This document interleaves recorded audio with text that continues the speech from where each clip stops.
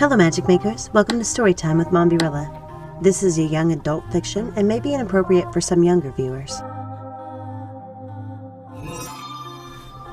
The Odd Sisters, A Tale of the Three Witches by Serena Valentino. Copyright, Disney Enterprises Incorporated, 2019. Chapter 13. Murder in the Dead Woods. The crows circled the dead woods, obscuring the sunlight like ominous, lurid clouds. Their caws and screeches were otherworldly and terrifying. Snow White and the witches put down the pages from the fairy tale book and ran to the large morning room windows, pressing themselves against them, watching the creatures, circling closer and closer. Snow White gasped, "Who sent them?" Circe didn't know. They seemed somehow familiar to her, but she could feel nothing from them. It was the strangest thing, feeling nothing from these creatures. There was no life force within them, none at all. "They're not alive, Circe. They're dead things, sent by your mothers." Circe's heart skipped a beat. "Hazel, are you sure? I didn't know my mothers employed crows or could command the dead." Primrose squinted at the striking birds, as if she were trying to take their measure, to feel something perhaps Circe was unable to detect.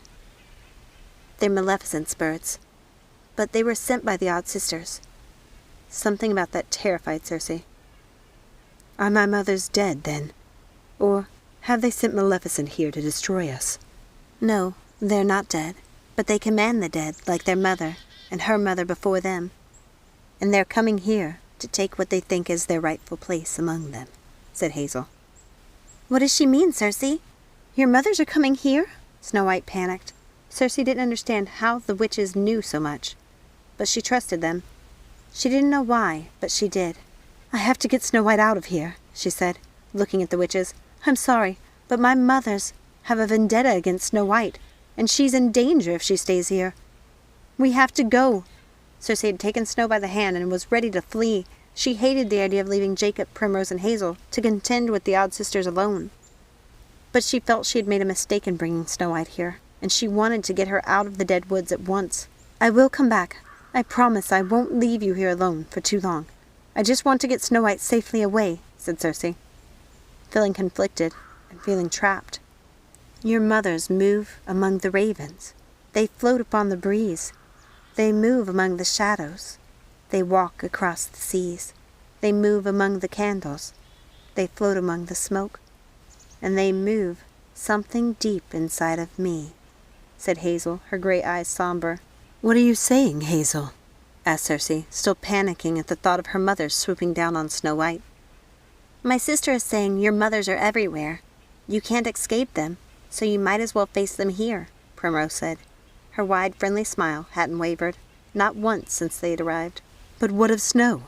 "This is Snow's story too, dear Circe. All our fates are connected. Haven't you guessed that yet?" asked Hazel. "Snow White is not a witch." "True, but her mother is. And though they may not be related by blood, there's a bond between them, so pure and so deep. She has become entangled in this fairy tale, nevertheless." "How soon before they get here?" asked Circe, looking out the window and watching the crows. "We still have time. Your mothers are not strong enough to make their way here, not yet," said Hazel, contemplating the crows, along with Circe, as if she got her information from them. "Yes, we have time. More time than we need, really. There's still so much you don't know, and we want you with us when you learn the truth. We want to help," said Primrose. Circe had thought she was coming here to help Primrose and Hazel. She thought they would be alone, frightened, and lost. But it turned out she was the one who was lost. It was she who needed help, and she was thankful the witches were here with her, thankful to be home. "This is my home." Circe felt for the first time as if she was in a place she truly belonged. She felt at home in Morningstar and in her mother's house, of course, but this place was different. She felt like she truly belonged in the dead woods.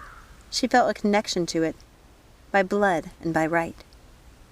This was where she would stay. This was the place she would call home. It comforted and frightened her at once. "That's right, my dear. You are home. This is your land as much as it is ours. You were born of Lucinda, Ruby, and Martha, You will inherit the dead woods after your mothers pass, said Hazel. This was all too much. Circe was angrier with her mothers than she'd ever been before. There was so much they'd been keeping from her. So many secrets. Why didn't they grow up here? Why didn't my mothers tell you who they were when they first came here, so many years ago? When you were all girls together. Jacob, who'd been sitting quietly in his chair, finally spoke. The sudden sound of his deep voice startled the witches and Snow, who'd forgotten he was there. Menea sent our daughters away, but you're right, Circe, my granddaughter. There's much more to the story. Circe hadn't even put that together. She was too worried about Snow and her mothers. She felt muddled, confused, and overwhelmed.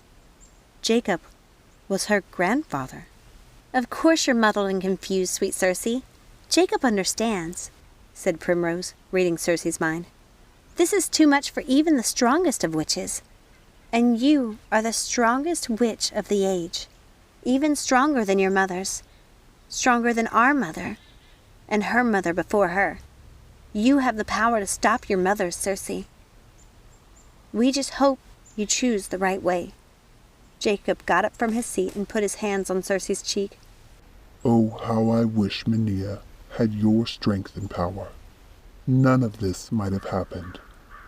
I wish I had never allowed our daughters to be sent away, only to come back and destroy everything. Primrose took Jacob's hand tenderly in hers. Lucinda, Ruby, and Martha were meant to take this path, no matter. This isn't your fault, Jacob, she said. How do you know all of this? It's uncanny. Witches or not, you know so much, said Circe, looking at Primrose and wondering how it was possible they could all know so much about her and her mothers. Everything can be heard in the place between if you listen hard enough, Primrose said. We had nothing else to do but listen. As your mothers were always behind the mirrors, watching, we were always behind the veil, listening. The idea sent chills through Circe, and she suddenly felt afraid her mothers were listening to them now. Do you think my mothers are in the place between? Do you think they're listening? I do, said Hazel. I feel them, but they are still very far away. Thank you so much for listening. I hope you enjoyed this reading. If you haven't had a chance to, please take a second, like, subscribe, ring that notification bell, comment down below, share with a friend, and check out some of the other Villain series chapters and books as well. Join us next time, and remember, let it go and keep moving forward. Have a magical day. Bye!